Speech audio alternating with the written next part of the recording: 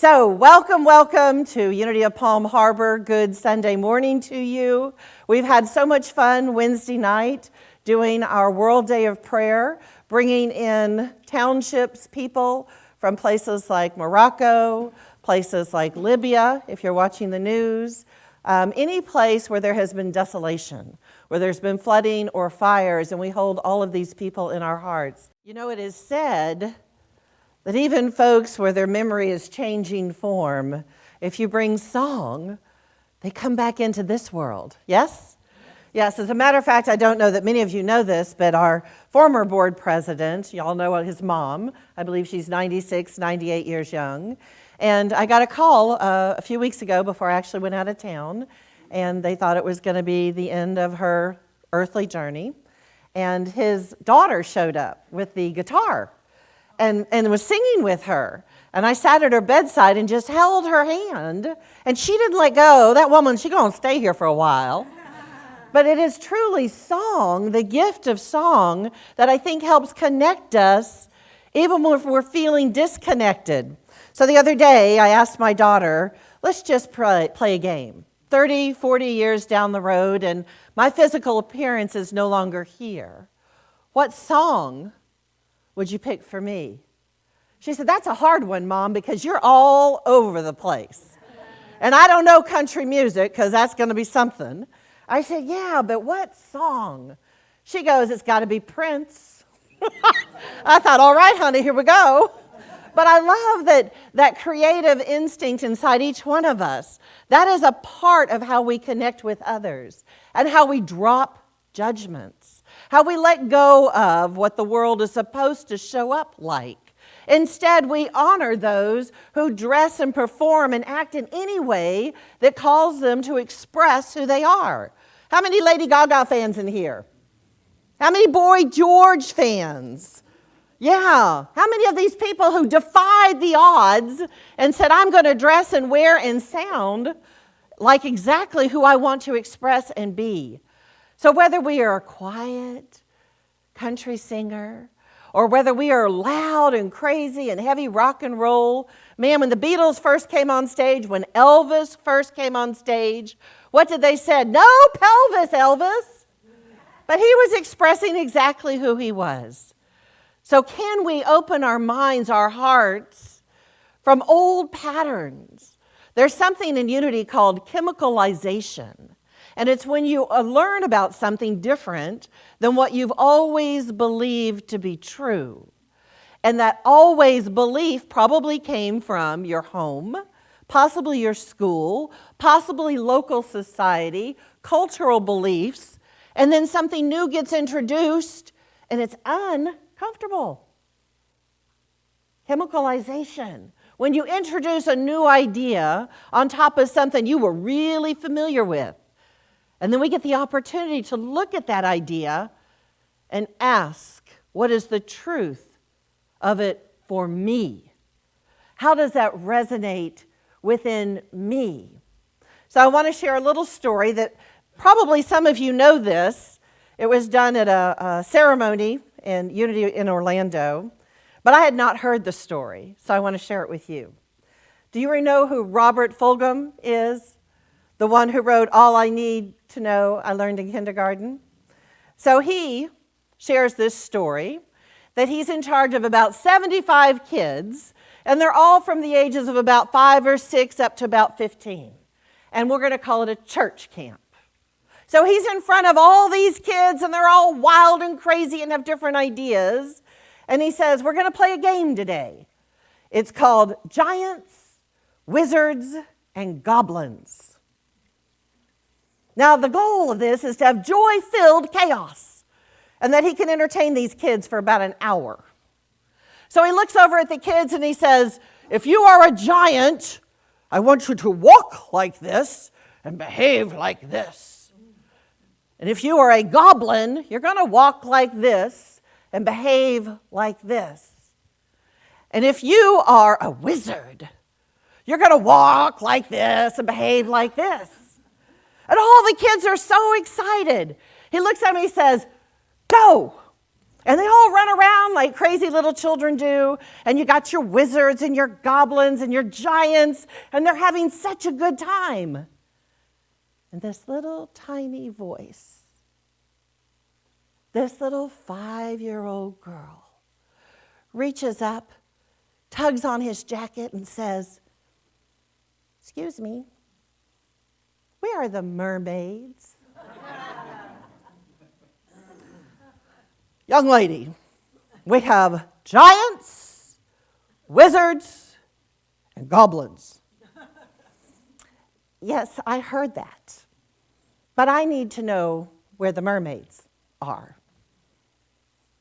"Young lady, did you not hear what I said? We have giants and wizards and goblins." "Yes, sir. I still need to know where the mermaids stand." And he looked at this child of 5 or 6 years old, and he realized he was before a master teacher. You see, this little girl was not going to play, but she knew who she was. And he took a breath in, and he held her hand, and he said, "The mermaids stand right here with me, the queen of the sea." You see, when we are brave enough to be who we are, we give permission for other people to be exactly who they are. Giants, gremlins, wizards, mermaids, queens and kings of the sea.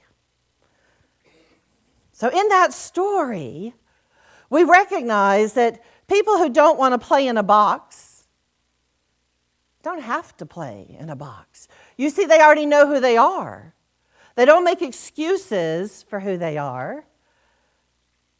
They just say, "Excuse me, where do I show up? Where do I show up?" And then we, in our collective consciousness, do we accept that or not? I was asked a couple months ago if I would do what I consider to be two kind of difficult conversations. And one was about race, and we did. We looked at Johnny Coleman and the way unity used to be back in the 1950s and how much progression they've had since then. And the same individual said, "Now I want you to talk to me about same-sex relationships. What does unity say about same-sex relationships?" Well, that was a little tougher.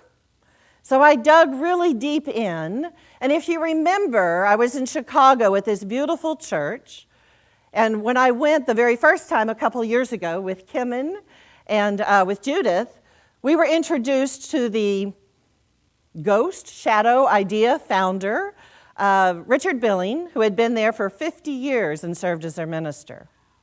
Now, he has passed away in 2019, but I asked Reverend Ev, who's the minister today, "Do you ever feel his essence, his ghost?" And Ev said, "Yes, often."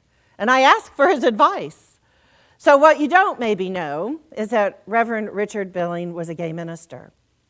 And when he was ordained, people were not necessarily out of the closet. So there's an interview on truthunity.net, and he covers a variety of topics, but he talks about this very uncomfortable position. And he says, when he was in ministerial school,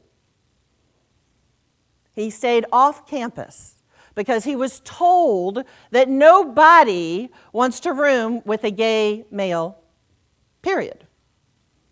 This is unity, probably again, 1950s. So he said to Joel Baer, when he met him in a class, Joel said, "How come you're not in class with all of us and staying on campus with all of us?" And they were in ministerial school together, and so he told him, "I've been told that I will not be welcome." Joel Baer said, "Oh, no, And he went to his hotel, got all his stuff, moved him in his room, bada bing, they're roommates.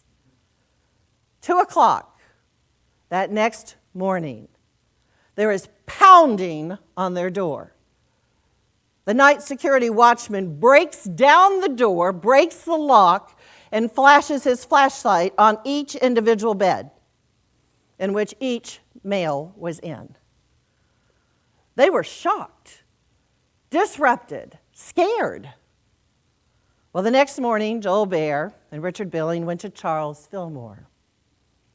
Charles Fillmore is our co-founder, and said what happened. And that security watchman was fired. What does that say about the history of unity? And I understand that Myrtle and Charles were very accepting. So fast forward a little ways. Richard Billing is now a minister, and he goes off on his first adventure, and that one didn't quite work out. So his second adventure turned out to be in Oak Grove outside Chicago, where he served for 50 years. And near his retirement years, he wasn't so much on the platform, but he was really good at counseling. And one of the really good reasons why his heart was so open and receptive to people who had gone through horrendous, uncomfortable, violent sexual abuse is because he had suffered that when he was in the Army. He was a tall, very good-looking man. And 3 of his fellow officers took him out on the beach one night while they were all drinking, and they raped him. And they left him bleeding in the sand. Another seaman came by, a sailor who was a medic, and took him to the hospital. And if he had not done that, he would have died. He went to his superior officers and told them what happened. And they told him to be quiet, or he would be dishonorably discharged. So as you can imagine, his time in the Army was horrendous. Painful. The memories didn't leave him. As a matter of fact, while he was in the Philippines, he tried to commit suicide. Life was hard. People were not out. It wasn't accepted. The doctor that treated him when he tried to commit suicide had a book, The Letters of Healing by Myrtle Fillmore. Gave him that book and he cried. Within a short span, he thought, I got to find out what this unity is all about. And then he did apply and go to ministerial school. One of his good friends was Ed Rabel. And if anybody here knows the history of Ed Rabel, he was really well known to be an incredible metaphysics teacher. He created the first curriculum and the second curriculum, and he brought the 12 powers back to unity when unity kind of went astray for a while. Ed Rabel was a revered, respected man, a minister. Well, Ed Rabel had a friend, and he went to Tacoma, Washington to serve as their senior minister early in his career. And when the board found out he had a friend, they released him, and he was not able to serve that community. So he went up to Canada and served. And he eventually made his way back to Unity Village, and he taught there for years and years and years until he passed away. So when people ask me the question, how progressive is unity? What is the history in unity? Well, there's some shadows and there's some light. I know that at one point in time, I talked to a ministry out in Arizona before I made a decision here, before COVID. And if you apply as a minister to any congregation, they often ask you questions. And I had a whole form to fill out, and on that form was, would I perform gay marriages? Now, y'all, this has only been about 4 years ago. And I thought, it's the law of the land. And even if it wasn't, I am good with this. If 2 people come to me and tell me that they are in a committed relationship and they want to share their love with family and friends or just the 2 of them, and they want me to help officiate that sacred bond, my answer is absolutely. Absolutely. No questions asked. Except, do you love each other? Do you want to be with each other? How can I support you? So this differentiate, and sometimes it's just not comfortable.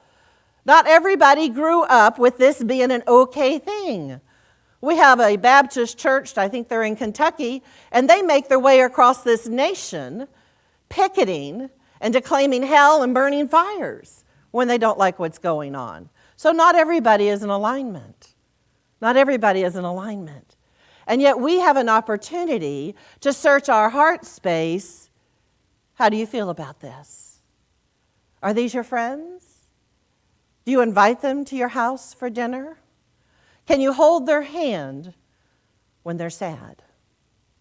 Can you just converse when something is up and they don't understand it or they're struggling? Is there an us in them, or is there only us? So we have another minister, Reverend Wilson. He actually married Charles and Cora, the second wife.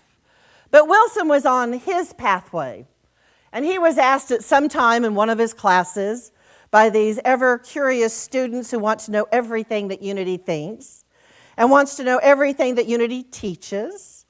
And so they corner Reverend Wilson in one of his class, and they said, at some point in his career, Reverend Ernest Wilson was asked this question: what did Unity say about homosexuality? And he thought for a moment, and he said, Unity has never made any statement on homosexuality or bisexuality or heterosexuality. Whatever an individual's nature is, the important thing is that a person lives at his highest instead of his lowest. The most important thing is that a person lives at his highest instead of his lowest. I thought that was fabulous, because that's what I think we do teach, that however you show up, whatever is true for you, live here, not in shame or guilt or judgment. Those are down here. They punish us. They hold us back. They're obstacles. But we can rise and recognize we are absolutely right here, right now, the divine presence showing up as us. There's no us and them, it's us, all of us. So the first convention I went to, and I shared this with Gabriel Nelson, was in 2022 as an ordained minister representing Unity of Palm Harbor. And I was working really closely with the board. Somehow those of us in the finance world never truly get to leave the finance world.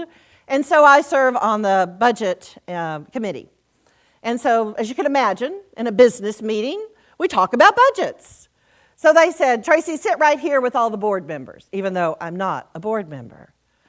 And one of the gentlemen I got to know fairly well was chairman of the board that year. His partner, Greg Coles, is coming to do our leadership training. So John gets up there, and they're handing out one of the most prestigious awards of Unity. It's called the Foundation Award. And they're handing it out posthumous, after the passing of Glenn Mosley. And he was very instrumental in the growth and life of Unity. Served more than 30 years. He did not want a gay movement. When John got up there as chairman of the board to introduce the wife who was going to accept the award, he said that. He said, I would not be chairman of this board if Glenn Mosley had his way. How do you sit in front of, 800 people and hand out this award to somebody who was against you? Have we progressed? Is it a yes and a no? Is it a yes and a no? So today, there's another beautiful minister who was one of my teachers. Her name is Jackie Fernandez. She's the senior minister at Overland Park. And she just sent out to all the ministries in Unity Worldwide that she's part of a movement that's going to offer training so we understand pronouns, so that we better understand how to support our community of our LGBTQIA+, and that we do it with an open heart. We're welcoming. And so that'll begin in October. And I hope to bring some of those thoughts here, so that we can support all of our community, our allies, and our community. So the question has been asked, what does unity think? Unity's consciousness is a reflection of our consciousness, So Reverend Richard Billings was well known for his writing and well known for his poetry. So I want to share with you a poem that he wrote. It's called My Soul Remembers.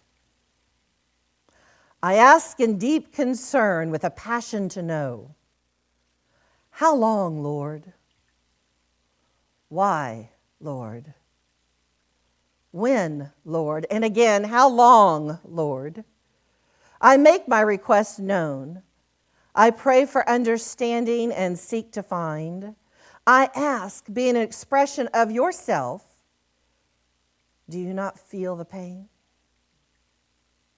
Do you not feel it as I feel it? Is not my loneliness yours? Do not my tears flow on your face as yours on mine? Is not my aching heart your own, seeking to express love and be loved? Tell me, life, is this not true? I ask you, give me answers. Standing on the edge of time, I announce my hunger for knowledge and guidance. Crying and hungry, I stand waiting to be fed. Life, I ask you, tutor me in ways of understanding that the soul does not remember and has not yet learned. My mind must remember, or the path I have traveled serves little purpose. Life, I am ready.